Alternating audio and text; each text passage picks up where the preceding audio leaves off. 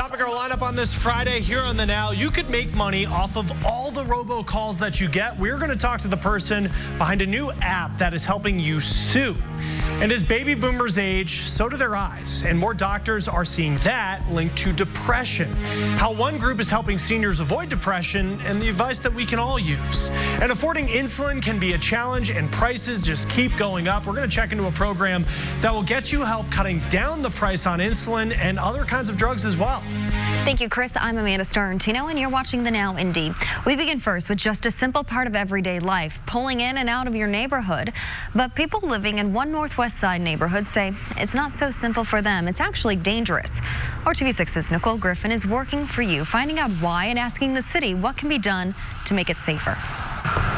It's really unsafe, and people shouldn't have to feel unsafe just trying to get to work or come home. Pulling out of her neighborhood is a daily fear for Danielle Wilson. There's definitely potential for death or a serious injury. She lives in the West 86th Street subdivision, just off of I-465 on the northwest side. 5 o'clock traffic, 86th Street is backed up, so sometimes people have to stop and let us come out or let us come in back into our neighborhood. In 2018, Danielle was involved in a crash attempting to pull out. My whole bumper was gone. Obviously it was really scary. My daughter was in the back. And since then, she's seen at least 3 other crashes in the same location. I know exactly what they're feeling. The Indianapolis Department of Public Works says one of the most challenging factors of getting in and out of this neighborhood, especially during rush hour, is there was only one entrance. The one you see here behind me was closed down, according to DPW, back in 2007 when an interstate improvement project was being done. A driver involved in a crash just 2 weeks ago sent me these photos of his damaged car.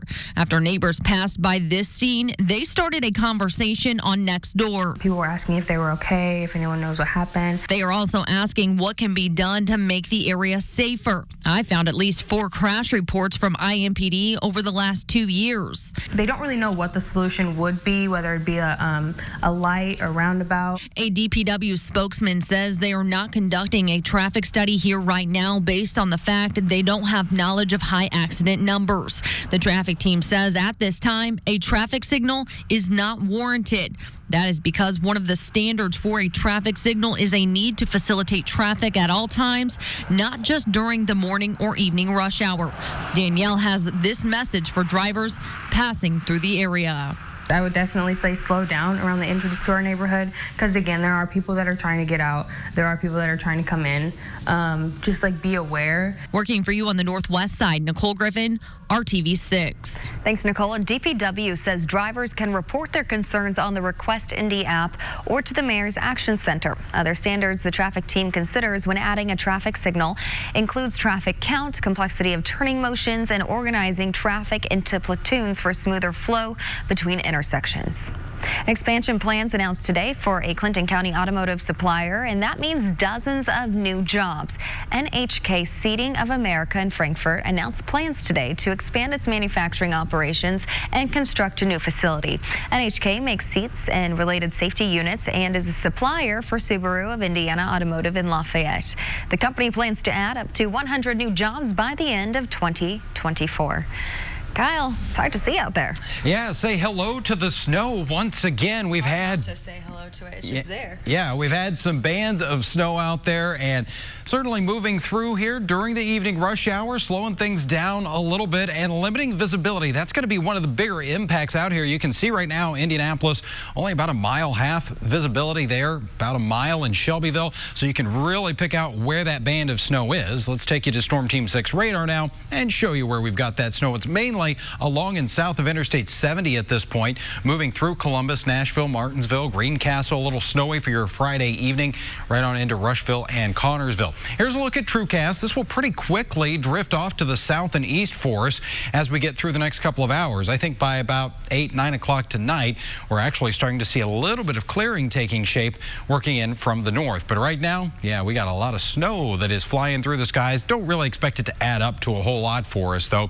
Temperatures generally in the 20s, exception Bloomington, you're at 31 degrees, and those numbers will hold pretty steady here the next several hours in the mid to upper 20s with mostly cloudy skies and that west breeze. We'll take you into the weekend in just a few minutes, Chris. The global impact of the coronavirus has thrown the U.S. stock market into one of its worst weeks in more than a decade. Financial experts say it's just too soon, though, to tell just what the long-term impact might be. Now, we know that past epidemics, they have taken an economic toll, but this time is looking different. It is a bigger market. The world economy is more intertwined. However, we've been down this road before, and again, focusing on the long term is really where I think people need to keep their eyes.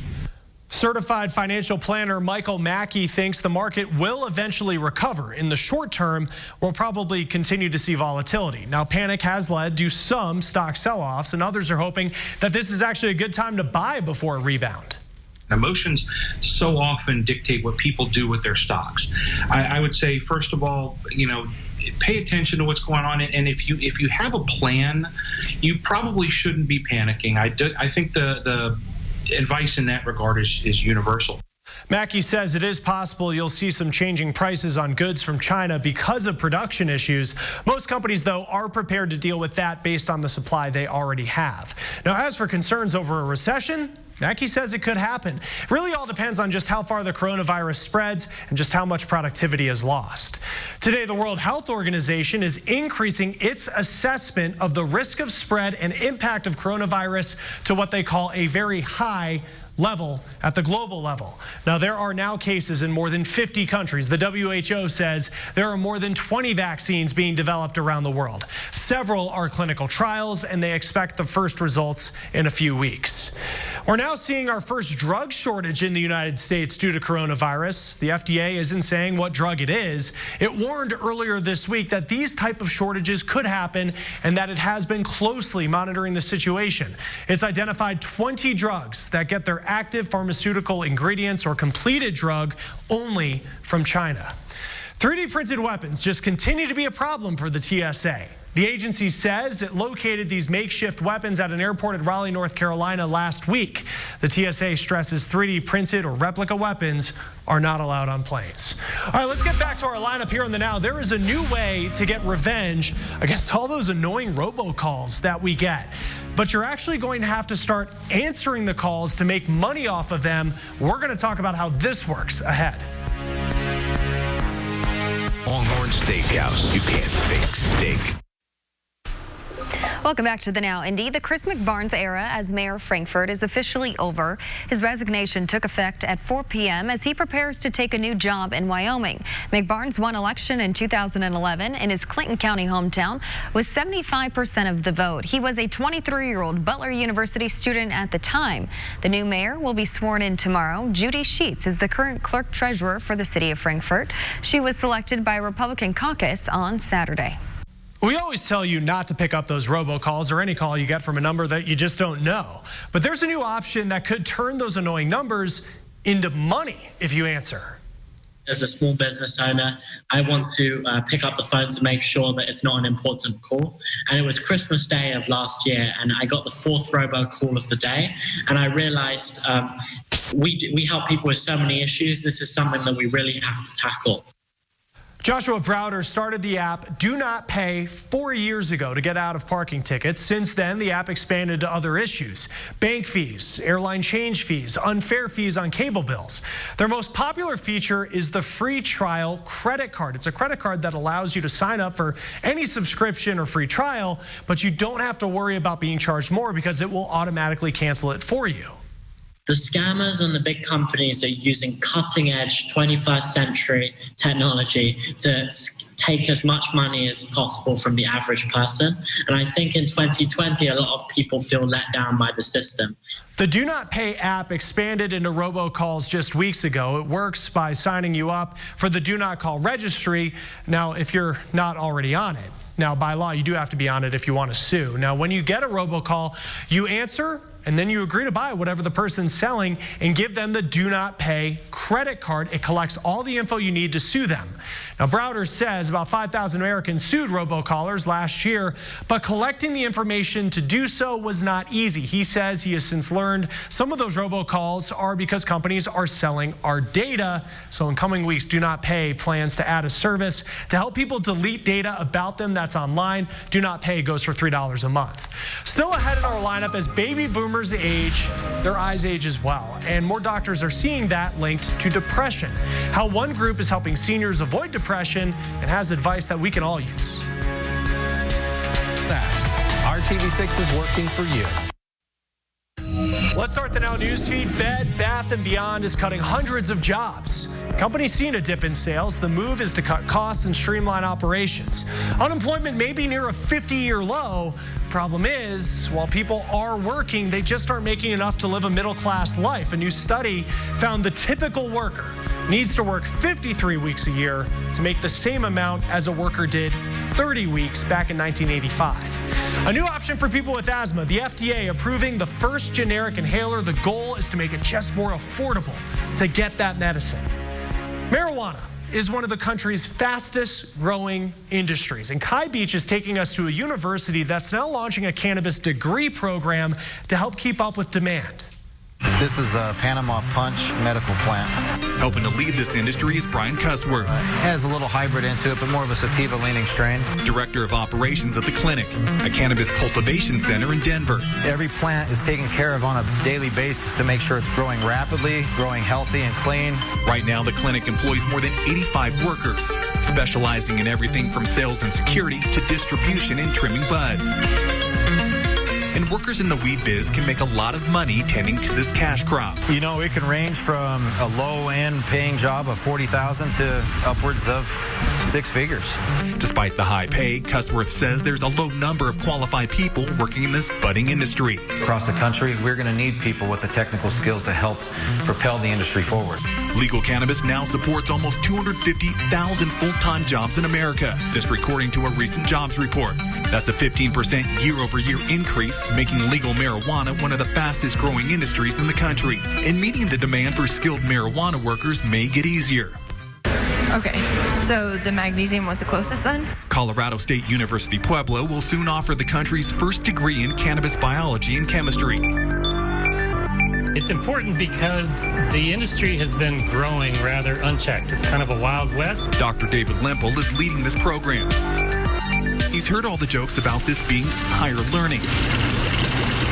But he's making it very clear this program isn't about engineering a bong in your dorm room. It's actually about studying marijuana at a molecular level. Which one was closest? Was it the urea was closest? Drea Meston is one student serious about studying cannabis science. Yeah. Her decision isn't based on making money, rather making medical breakthroughs. This was when he was going through the treatment. Meston's husband has cancer, and she believes getting a degree in cannabis science could help him and others who are suffering. He was military. He didn't have access to any of the medical marijuana that could have potentially been able to help him because it's not federally passed. Now, to make this program federally compliant, students and staff here will be working with industrial hemp because marijuana still isn't federally legal.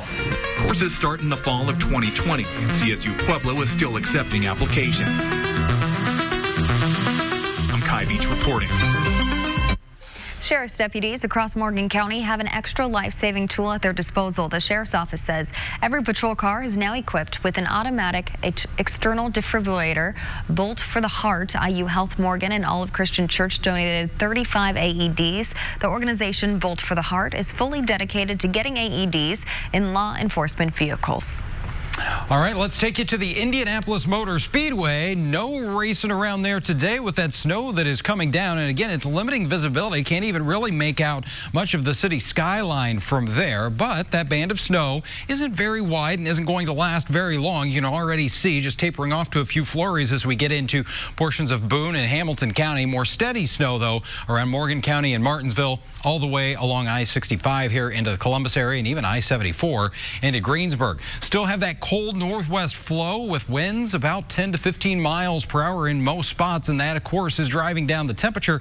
We've got wind chills in the teens from Indianapolis into Lafayette. It feels like 16, feels like 15 degrees right now in Peru, and tonight our actual temperatures will be falling back into the teens most spots. 13 in Lafayette, 14 in Noblesville. So it's going to be a very cold start to the weekend. The good news is it gets warmer from here. We're going to find those temperatures with lots of sunshine on Saturday, making your way way through the 20s and into the middle 30s. So we'll start to melt a little more of that snow away here, and the wind won't be all that bad out of the west, around 10 miles per hour. But on Sunday, even though we'll have some more clouds around, we're going to keep it dry. And look at these temperatures just racing there into the middle 50s. So between tomorrow morning's low and Sunday afternoon's high, we're talking about temperatures that are going to rise by about 40 degrees here over the weekend. Next few days of the forecast, we're going to keep that warmer air going here. We have highs in the 50s Monday and Tuesday, but it does come with the return of some rain. Chris? Checking the news feed, facial recognition is being used by both private and public groups. BuzzFeed has the client list for an AI company. It listed Immigration and Customs Enforcement, the DOJ, FBI, and even Macy's as some of the groups using this kind of technology. A federal judge ruling against a Trump administration policy. The policy limited public input on what land can be leased for oil and gas. The ruling stops the leasing of nearly 1 million acres. If YouTube takes down your video, chances are it won't be going back up. In 3 months, YouTube took down more than 100,000 videos, and The Verge found only 23,000 were reinstated. The videos violated the site's community guidelines. Nearly 27 million adults have low vision or blindness. And as baby boomers age, experts expect 1 in 3 will experience vision loss. Now, it is a tough transition, leaving many in despair. But Usher Qureshi found there is help.